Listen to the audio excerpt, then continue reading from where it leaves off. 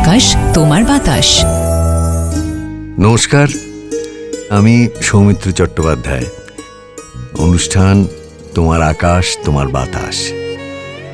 ঠিক যখন হেমন্তের কুয়াশা ঘনিয়ে উঠছে চারদিকে, এমনকি নগর কলকাতার মধ্যেও হ্যালোজেন বাতির নিচে পাতলা ধোঁয়ার মতো আবরণ, আচমকা ঘন গন্ধ ছড়িয়ে দিচ্ছে ছাতিম। আর মনের মধ্যে রবীন্দ্রনাথ ঠাকুরের পাশাপাশি জেগে উঠছেন জীবনানন্দ দাশ। যদি আজকের বিষয়টা হয় মিলন নয়, বিচ্ছেদ, বিচ্ছেদের গান। কেন বিচ্ছেদ জিজ্ঞেস করবেন না। রবি ঠাকুরের কথাই বলবো, কারণ শুধায় না অর্থ নাহি তার, সুরের সংকেত জাগে পুঞ্জিত বেদনার। যদি কখনো কার্তিকের সন্ধে আলতো জেগে ওঠা হিম আর নীলচে অন্ধকারের দিকে তাকিয়ে পুরনো কিছু কথা, পুরনো কারো কথা মনে পড়ে, ছল ছল জল নাই দেখা দিক নয়ন কোণে, যদি বুকের থেকে এক মুঠো দীর্ঘশ্বাস সহসা উড়াল দেয় হাওয়ায়, যদি একটু আনমনা হয়ে পড়েন, তাহলে নিজেই বুঝবেন কেন এই হেমন্তে মিলন নয় বিচ্ছেদই আমাকে টানছে, দুর্নিবার ভাবে টানছে। কেনই হেমন্তে মিলন নয় বিচ্ছেদ, সেটি বলতে গিয়ে আবার বলছি, রবীন্দ্রনাথের এরকম অনেক গান আছে। একটি গান আমার এক্ষুনি মনে পড়ছে, সেদিন আমায় বলেছিলে।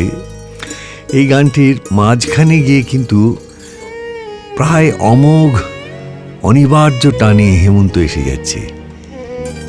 আজি এলো হেমন্তের দিন, কুহেলে বিলীন ভূষণবিহীন।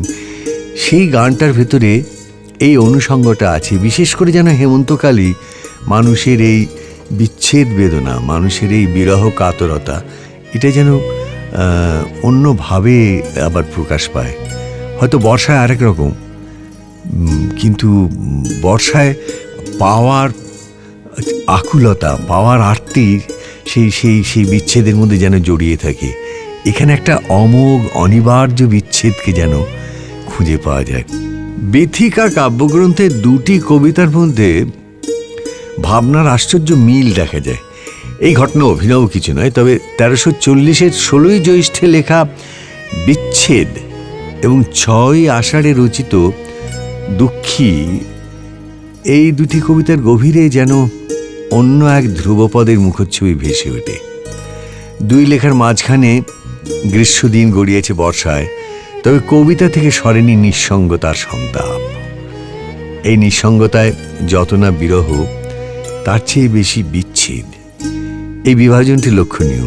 ঠিক ভরা বাদরে শূন্য মন্দিরের বেদনা নয়, বরং প্রাণের মানুষটি যেন হাতের নাগালে উপস্থিত, পরিস্থিতিও অনুকূল, তবু কখনো ঘটনাচক্র, কখনো অন্তর্গত বাধা গ্রাস করে নিল মিলনের আশা। ফলে আরো বিস্ফারিত হলো শূন্যতা। জ্যৈষ্ঠের বিচ্ছেদ কবিতায় শূন্যতার মূর্তিটি এইরকম। দুজনে রহিলে একা, কাছে কাছে থেকে, তুচ্ছ তবু অলঙ্ঘ সে দোহারে রহিল যাহা ডেকে। এবং ঠিক আগেই বলা হয়েছে, ডাক দাও পরস্পরে সঙ্গীহীন কত দিনে রাতে, তবু ঘটিল না কোনো সামান্য ব্যাঘাতে মুখোমুখি দেখা। এই সামান্য ব্যাঘাত সমস্ত সংলাপের সম্ভাবনাও যেন রুদ্ধ করে দেয়, জাগিয়ে তোলে বিপুল তরঙ্গের মতো নৈঃশব্দ। কাছে থেকে দূর রচনার এই বিচিত্র আয়োজনের মধ্যে দেখা হওয়ার কিংবা না হওয়ার বিষয়টি গুরুত্বপূর্ণ। মুখোমুখি দেখা হলেই যে মিলন একেবারে ষোলকলায় পৌঁছতো, ঠিক তা তো নয়। এবং এই তুচ্ছ তবু অলঙ্ঘ যে বাধা, প্রেম পথে বারবারই তার আবির্ভাব নানা রূপে। আসলে দেখার মধ্যেও জেগে থাকে না দেখার অনচ্ছতা। সেই নিহিত পাতাল ছায়া থেকে ঘনিয়ে ওঠে বিচ্ছেদ।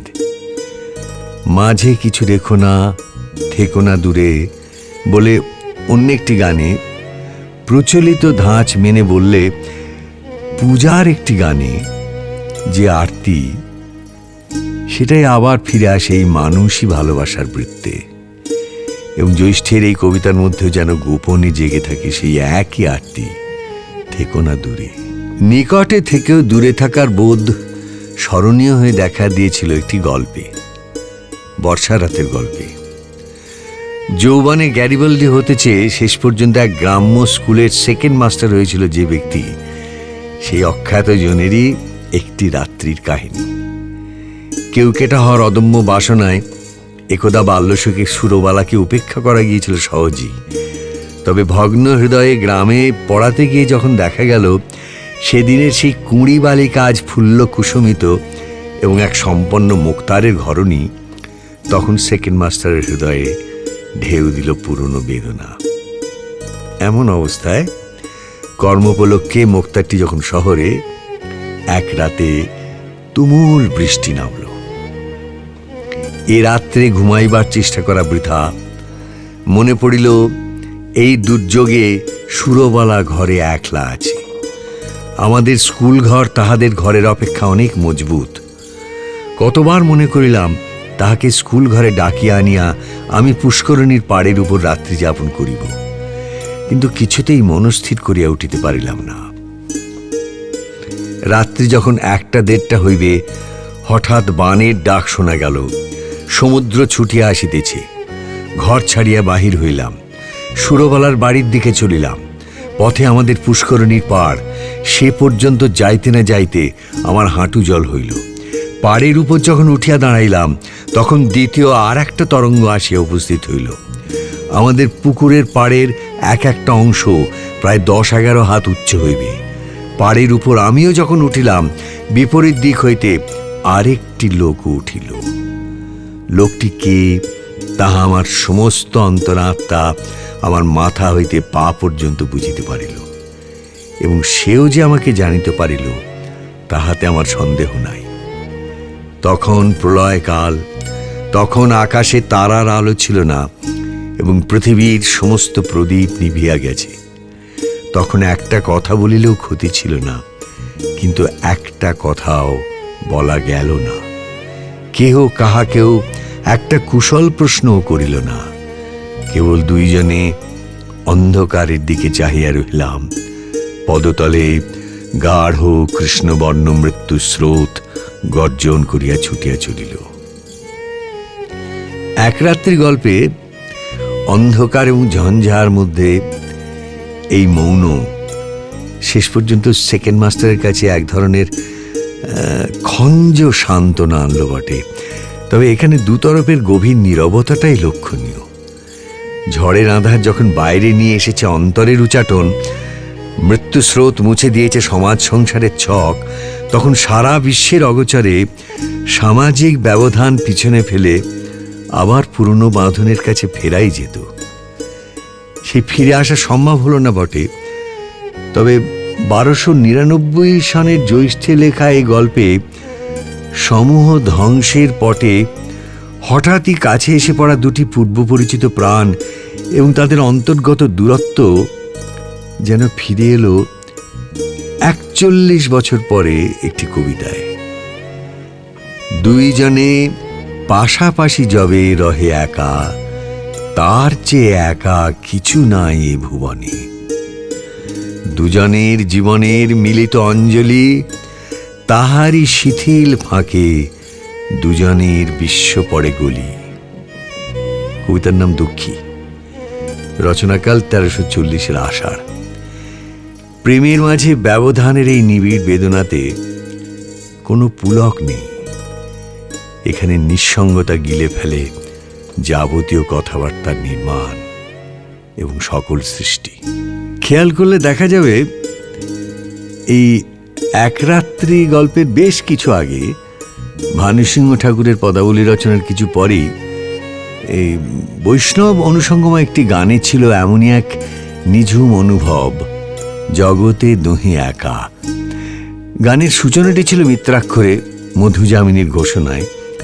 দ্বিতীয় চরণে প্রবেশ করল নিঃসঙ্গতা। তার ঝাপট তীব্রতর হলো পঞ্চম এবং ষষ্ঠ চরণে। দুজনের আঁখি বাড়ি গোপনে গেল বয়ে, দুজনের প্রাণের কথা প্রাণেতে গেল রয়ে। নিকুঞ্জে দক্ষিণাবায় ছিল তখনও, কাননও ছিল অনুকূল। তবু বিচ্ছেদের যে হাহাকার ছায়া ফেলল এই দুজনে দেখা হলো গানে। অন্তিম চরণে চিরদিন ছাড়াছাড়ি যমুনা তীরে বলায় বৈষ্ণব স্মৃতিতে সহসা আকুল হলো সেই বিপন্নতা। এই গানে এক রাত্রিরই মতো থমকে গেল সংলাপ, কাছে থাকলেও পাওয়া হয়ে উঠল না আর।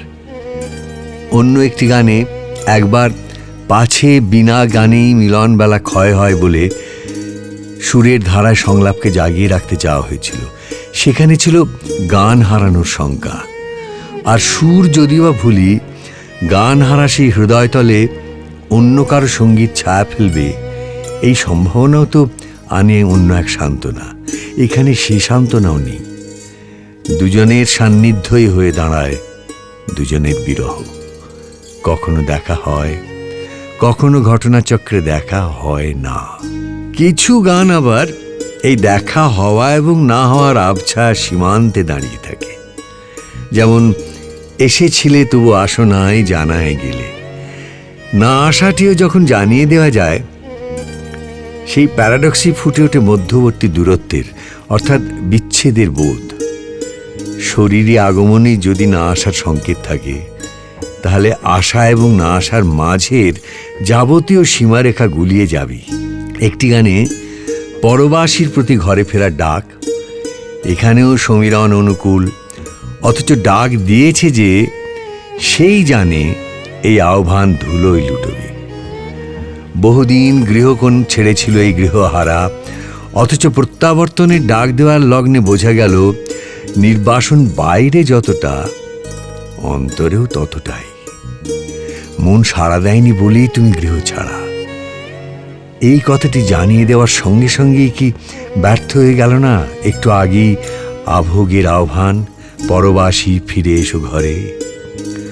অন্দরে সদরে যার নির্বাসন, তাকে শুনতে হলো ঘরে ফেরার ডাক।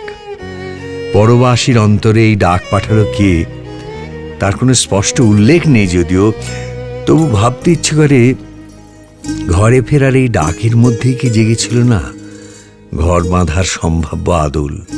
এই নির্বাসনের অনুভবের কথা আছে আরেকটি গানে, সেও তো পথ এবং পথিকেরই গান।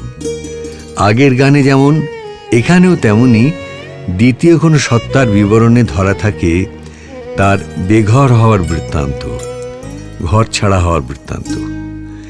সেই গানে প্রবেশের আগে দ্রুত জেনে নেওয়া যায় যে আষাঢ় 1334 গোড়ায় ঘরে ফেরার এক স্নিগ্ধ গীতি লেখা হয়েছিল। এবার মিলন হাওয়ায় হেলতে হবে। পথিককে ঘরে ফেরার ডাক দিচ্ছে যে, অনুমান করাই যায় তারই সঙ্গে পথচারীর প্রাণের খেলা। ওগো পথিক পথের টানে চলেছিলে মরণ পানে, আঙিনাতে আসন এবার মেলতে হবে। এমন এক রম্য বিধানও ছিল সেই গানে।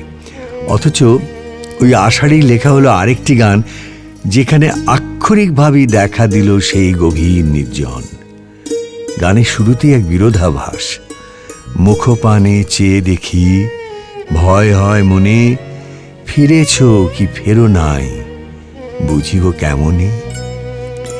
এসেও না আসা যেমন, তেমনি এখানে পথিকের মুখের দিকে চেয়েও বোঝা গেল না আদৌ তার প্রত্যাবর্তন ঘটেছে কি না। এই গান এলোমেলো করে দিল বাস্তবতার যুক্তিপট।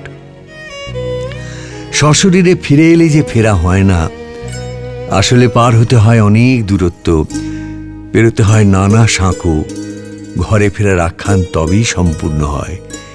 সেই কথাটা বোঝা যায় তখনই যখন আসন পাতা এবং মালা গাঁথার কাজ সম্পূর্ণ, যার জন্যে আয়োজন সেও স্পর্শগম্য, তবু সেই পথিকের দৃষ্টি ভাষার সামনে কোথাও ব্যর্থ হয়ে যাচ্ছে এই সব টুকরো টুকরো আলো। কারণ সেই পথিকের চক্ষুই অন্য কোনো সন্ধানে অস্থির। যখন সব পাখি ঘরে ফেরে, সব নদী ধানের নৌকো ফিরে আসে ঘাটে, তখনও যে এই পথিক তার ঘর পায় না, এমনকি ঘরে ফিরলেও নির্মিত হয় না আশ্রয়। ফলে গৃহবাসী সমেত তাবৎ ঘর মিথ্যে হয়ে যায়। সেই বৃত্তান্ত অনুমান করা চলে ঘরে এতকাল প্রতীক্ষায় থাকা ব্যক্তিটি নিভৃতে কখনো পেশ করবে ব্যর্থ রাতের তারার কাছে।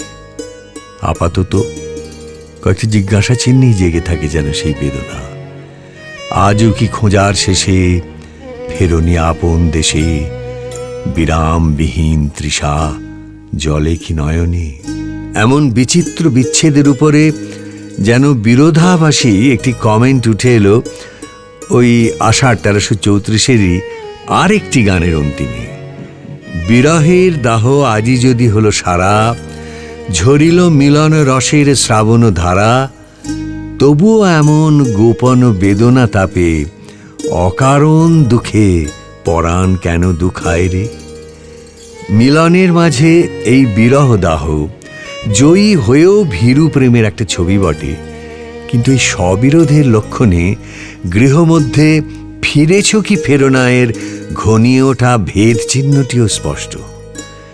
যেখানে অন্তমিল প্রত্যাশিত ছিল, পরিস্থিতিও সহায়, সেখানে অন্তর্গত কোনো বেদনায় দেখা দিল কিমাকার বিচ্ছেদ। মহাকাব্যের দীনা কবিতায় এই গান রচনার বৎসরাধিক কাল পরে লেখা হবে এমনই এক স্ববিরোধের পংক্তি।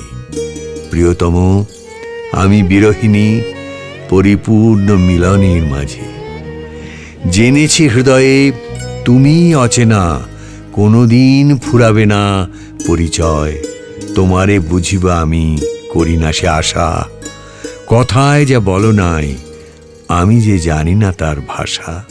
কথার বাইরে যা ছিল তার ভাষা বুঝিনি, এমন আক্ষেপ প্রতি তুলনায় মনে করিয়ে দেয় অন্য একটি গান। তাতে পরদেশীকে চির অচেনা বলা হয়েছিল তো বটেই, তবে উল্লেখ্য কার্তিক 1344-এ প্রকাশিত ওই গানে কথক স্পষ্টই জানিয়েছিল যে কথা বলেছিলে ভাষা বুঝি নাই তার, সেখানে কথাই ছিল অগম্য।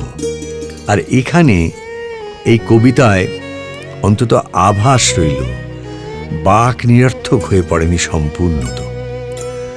কথাই যদি সেতু হয় তাহলে নীরবতা নিঃসন্দেহে মর্মঘাতী। প্রবাসী বা পথিক যাই বলা হোক না কেন, তার সঙ্গে যোগাযোগে কথাই যদি শেষ সম্বল হয়, তাহলে বাক্যহীন হওয়া মানে কার্যত ভাষাহীনতার বেদনা। 25শে শ্রাবণ 1334 লেখা হলো, আরও একটু বসো তুমি, আরও একটু বলো। এতেও বাক্যের উত্তরে নির্বাকের ব্যথা অথবা সংশয়। সবে আষাঢ়েই লিখেছেন, তবে কেন হেন সংশয় ঘন ছায়ে, মনের কথাটি নীরবে মনে লুকায় রে। শ্রাবণেই ফের ঘনালো সেই মেঘ, আমার কি যে শুনতে এলে, তার কি কিছু আভাস পেলে? নীরব কথা আমার বুকে করে টলমল। বুকের কথা কারো কাছেই বলা হয়নি বলে তাবৎ রাত্রির বেদনাকে বাঁশির কানে কানে বলে গিয়েছিল নির্জন এক মানুষ। দুঃখ রজনীর সাথীর অভাবে বাঁশিটিরে জাগিয়ে গেলেম গানে গানে, এমন একটি নম্র ও অসহায় ঘোষণাটি শেষ হয়েছিল উত্তম পুরুষের বাচন। এবং গানের শুরুতেও সেই স্বীকারোক্তি, আমার একটি কথা বাঁশি জানে। 1335-এর শ্রাবণের গানে দেখা দিল শঙ্কা, বাঁশিটি কি কারো প্রাণে বাজলো আদৌ? ওই বাংলা শনি হেমন্তে 14 কার্তিক আরও একটু বসো তুমি গানটি অন্য রূপে যেন ফিরে এলো নির্বাকের বেদনা। আভোগেই সেই ছায়াপাত স্পষ্ট, আরও কিছুক্ষণ না হয় বসিও পাশে, আরও যদি কিছু কথা থাকে তাই বলো। এই আহ্বানের পরেই গানের মধ্যে মনোগহনের ছবি। জানি তুমি কিছু চেয়েছিলে দেখিবারে, তাই তো প্রভাতে এসেছিলে মোর দ্বারে, দিন না ফুরাতে দেখিতে পেলে কি তারে? হে পথিক বলো বলো, সে মোর অগম অন্তর পারাবারে, রক্ত কমল তরঙ্গে টলমল। এই গানে বহির্প্রকৃতিতে পড়ে অন্তর্দেশের ছায়া, দিগন্তের বাষ্প আভাস, মনের দ্বিধারই প্রতিচ্ছবি যেন। আর দ্বিতীয় স্তবকের শুরুই হলো সেই দ্বিধার উল্লেখে। যে দোটানার বসে ঘরেই পা দেয়নি সেই পথিক, সুরের আসন পেতেছে বাইরের আঙিনায়, মনের কথাটি প্রকাশ পেলে হতেই পারত সেই দ্বিধার অবসান। শিবানী আপন গোপন প্রদীপ জেলে রক্ত আগুনে প্রাণে মোর জল জল বলেই দেয়া হচ্ছে, অথচ গোপন কথাটি গোপনে রয়ে গেল বলেই মনোবাসনার ইশারা খুঁজে নেওয়ার ভার পড়ল দ্বারবাসী পথিকের উপরে। মুখ ফুটে তা প্রকাশ করা গেল না। নীরব নয়নের ভাষা পড়ে নেবে অন্যজন, এমন একটি প্রত্যয় থাকলে তবেই গোপন কথা ভেসে ওঠে মৌনের মধ্যে। অথচ এই গানে শেষ বিদায়ের বেলায় সেইটুকু ভরসাও নেই আর। দেশান্তরী হওয়ার আগে আজ পথিকের সঞ্চয় হয়ে থাকলো শুধু দ্বিধা। না বলা বাণীর অনচ্ছতা ঘিরে থাকলো মুহূর্তগুলিকে। গানের মাঝে শুধু ধুয়োর মতো ফিরে ফিরে এলো একটি আরতি, হে পথিক বলো বলো। এই গান আসলে অনুচ্চারণের গান। সে বাণী যেমন গোপন প্রদীপ জেলে থাকে প্রাণে, তেমনি গানও দ্বারপ্রান্তের পথিকের কর্ণগোচর হয় না কোনোদিনই। অনুচ্চারণের আরেকটি গান পাওয়া যাবে 9 বছর পরে 1344 কার্তিকে। মনে কি দ্বিধা রেখে গেলে চলে সেদিন ভরা সাঁঝে, যেতে যেতে দুয়ার হতে কি ভেবে ফিরালে মুখখানি, কি কথা ছিল যে মনে। এই বাধা কথার অগম্য, এবং তাকেই কাঁটার মতো নিজের বুকে বিদ্ধ করে রাখার দাহ জেগে থাকবে জীবন জুড়ে। এর ফাঁকে সিদ্ধান্তময় কিছুক্ষণে ঘনিয়ে উঠবে নিষ্ক্রিয়তা। বারেকো তোমায় সুধাবারে চাই, বিদায় কালে কি বলো নাই। এই প্রশ্ন বারবারই হয়তোবা নানা আকারে ফিরে আসবে অনুচ্চারণের এমন নানা গানের অন্তে। সঙ্গে জড়িয়ে থাকবে সম্ভাবনার দোলায় আচমকা দুলে ওঠা কিছু মুহূর্ত। তুমি সে কি হেসে গেলে আঁখি কোণে, আমি বসে বসে ভাবি নিয়ে কম্পিত হৃদয়খানি। মনে পড়বে শ্যামা নৃত্যনাট্যে এক সখী সুন্দরী তোমাকে শলা প্রদানের ছলে জানিয়েছিল, তোর প্রেমেতে আছে কাঁটা। সেই কাঁটার ক্ষত কিভাবে রক্তাক্ত করেছিল প্রণয় যুগলের জীবন, সেই বৃত্তান্ত তো সুবিদিত। তবে ভালোবাসার মাঝে এই কাঁটা রবি ঠাকুরের ভালোবাসার গানে বলা যায় একটি পৌনঃপুনিক চাল। কখনো মুখ ফুটে বলা যায় না সেই ক্ষতের কথা, কখনো আবার জানাই যায় স্পষ্ট। 26 ফাল্গুন 1329 লেখা তোমার শেষের গানের রেশ নিয়ে কানে চলে এসেছি গানটিতে নীরবতার কথা বারংবার ফিরে আসে একটি ধোঁয়াতে। কেউ কি তা জানে? এই প্রশ্ন প্রথম অন্তরা শেষে গভীর হয় এই বলে যে মনে মনে মনের কথাগুলি বলে এসেছি, কেউ কি তা জানে? দ্বিতীয় অন্তরা শেষ চরণে এই জিজ্ঞাসাময় বাক্য প্রায় সকলের অগোচরেই যেন সর্বনাশের দিকে ভেসে যায়। আমি কেবল ফিরে আসার আশা দোলে এসেছি, কেউ কি তা জানে? জীবনের প্রথম ভাগে রচিত হয়েছিল এরকমই এক দ্বিধা জড়িত স্তব্ধতার গান। 1290 ফাল্গুনে প্রকাশিত সেই গানের মুখপাত মনে রয়ে গেল মনেরও কথা। গানটিতে হৃদয় বেদনা সত্ত্বেও আলতো আভার মতো লেগেছিল একটি প্রত্যাশা, প্রিয় সঙ্গের প্রত্যাশা। প্রায় 40 বছর পরে 1329 ফাল্গুনে এমন কোনো আশা আর থাকল না। ফিরে আসার আশা বিনষ্ট চিরতরে। তাছাড়া কেউ কি তা জানের অভিমুখে যে সর্বনামে কোনো এক তুমি, তবু কেউ শব্দটির ব্যবহারে চকিতে দিগন্ত অবধি ছড়ালো সেই বেদনা। সমাজ সংসারের অগোচর সেই বার্তা, এমনকি তুমিও তার খবর পাওনি। গভীর বিচ্ছেদের মধ্যে এমন একটি হতাশ্বাস বোধ ধীরে ডুবে গেল।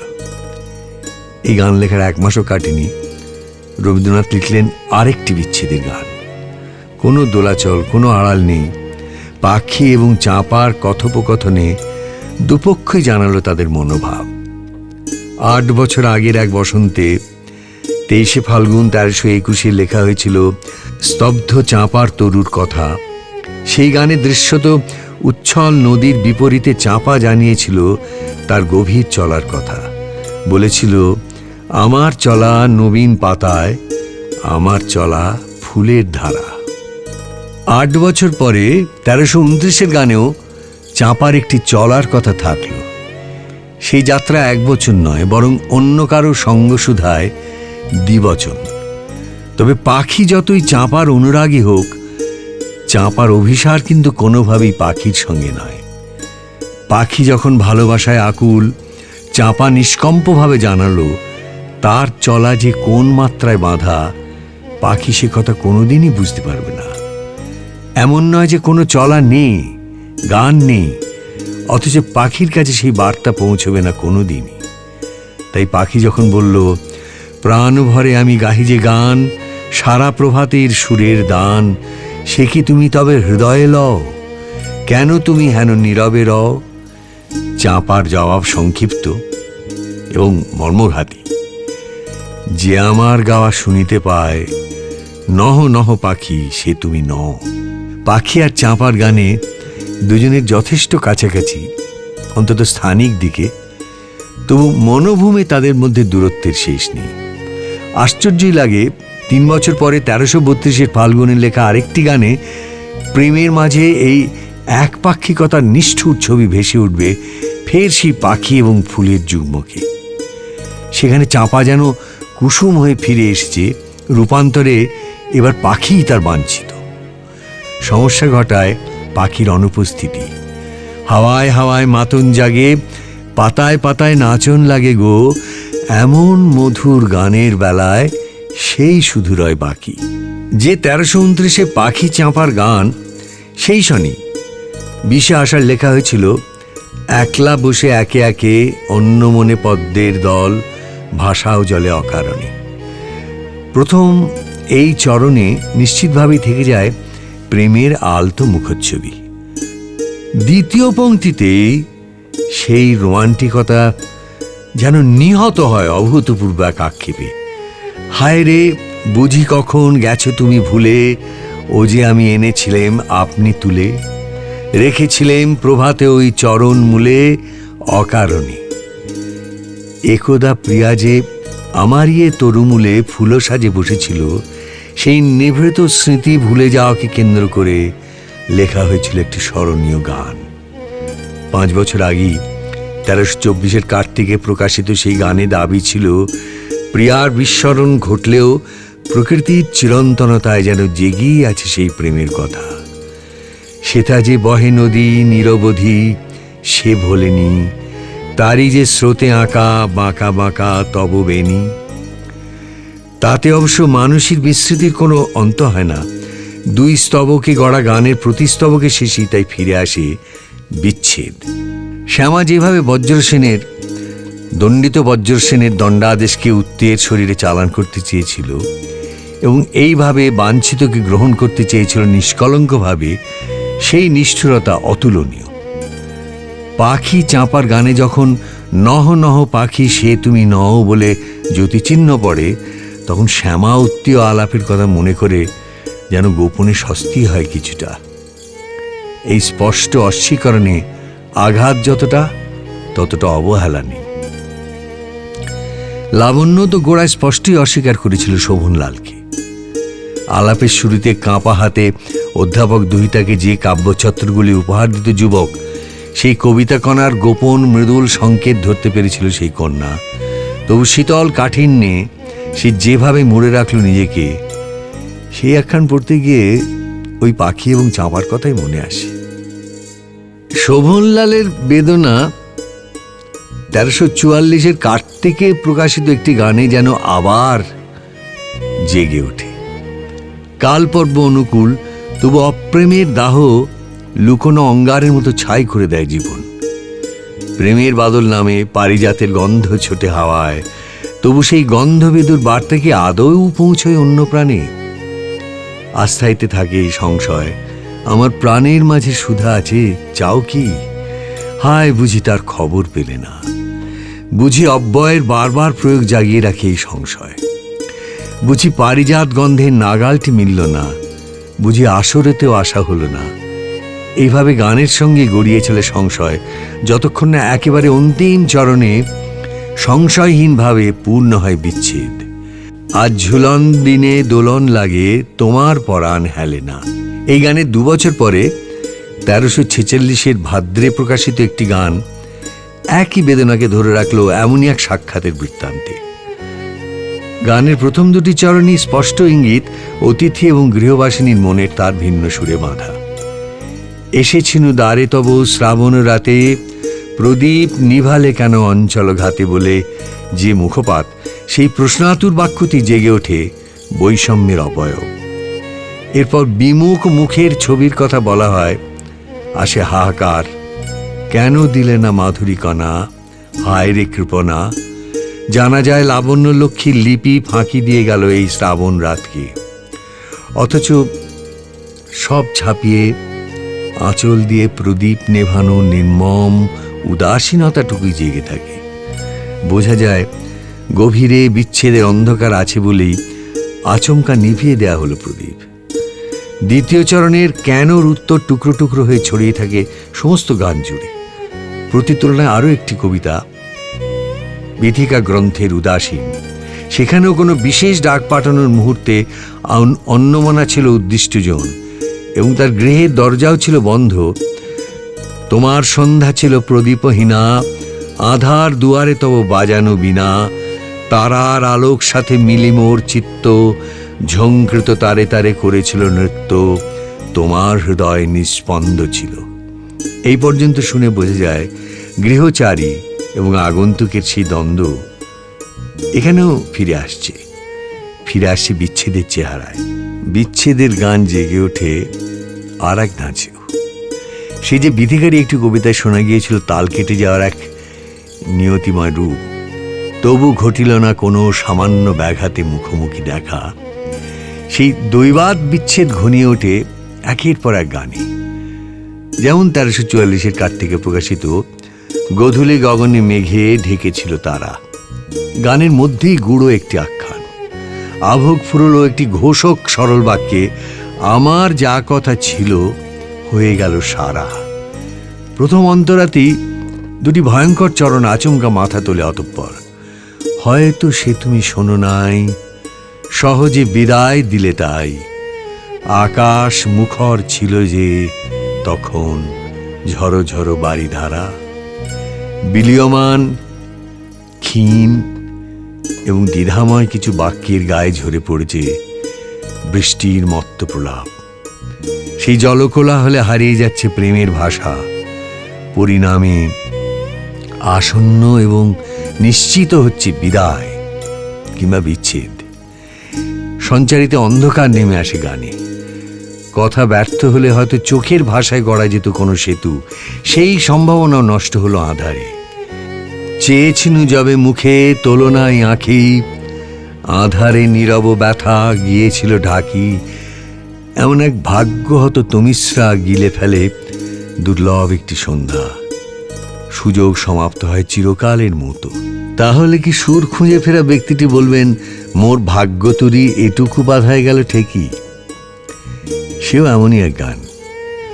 গোধূলি গগনে মেঘের 10 বছর পরে কার্তিক 1344 প্রকাশিত এই গানটিতেও ভালোবাসাকে সম্ভাবনার তরঙ্গে ছুঁড়ে ফেলা হলো। দ্বীপহারা কোণে ছিনু অন্য মনে, ফিরে গেলে কারেও না দেখি। এইভাবে নিয়তি এবং ভালোবাসার দ্বন্দ্বের প্রথম পর্বটি সমাপ্ত। সমাজ সংসার মিথ্যে করে দেওয়া এক নিবিড় আধারের কথা শোনা গিয়েছিল একটি গানে। সেই আধারের জগৎ লুপ্ত হয়, তিমির অবগুণ্ঠন 2টি সত্তার উপরে আড়াল হয়ে জেগে থাকে। এখানে চিনিলে না আমারই কি গানে অন্ধকার বেমালুম গিলে ফেলে একটি প্রাণের উপস্থিতি। কাউকে দেখা গেল না বলেই ব্যর্থ হয়ে গেল একটি সংকেত রজনী। এবং এখানে ইতি নয়, দরজায় এসেও সেই পথিক দরজাটি ঠেলতে যে কেন ভুলে গেল, সেই প্রশ্নের উত্তর মিলবে না হয়তো কখনো। আর সেই অনন্ত জিজ্ঞাসা চিহ্নের সামনে দ্বারে এসে গেলে ভুলে, পরশনে দ্বার যেত খুলের বেদনার সামনে ক্রমশ ঘনিয়ে উঠবে আভোগের হাহাকার, চিনিলে না আমারে কি, চিনিলে না। আশ্চর্য, এই গানেও আছে শব্দের আড়াল। ঝড়ো ঝড়ো বাড়ি ধারায় হারিয়ে যাওয়া কণ্ঠস্বরের মতো এখানেও ঝড়ের রাতে গুরু গুরু গরজনে মিশে যাবে রথের ধ্বনি, তব রথেরও ধ্বনি। আবহ গ্রাস করবে সংলাপের সম্ভাবনা। দর্শন এবং শ্রবণের যুগ্ম অঘটনে প্রেমের মাঝে আচমকা আকাশে বিদ্যুৎ ঝলসে উঠবে অভিসম্পাতের মতো।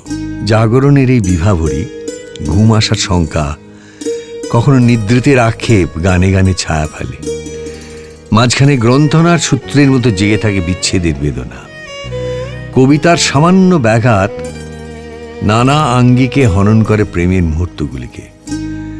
পরপর বৈশাখের দুটি গান 1316 প্রকাশিত না বলে যেও না চলে এবং পরের বৈশাখে লেখা সে যে পাশে এসে বসেছিল তবু জাগিনীতে নিদ্রা ও জাগরণে যাওয়া আসার মাঝে দাঁড়িয়ে থাকে প্রেমার্থ উৎকণ্ঠা।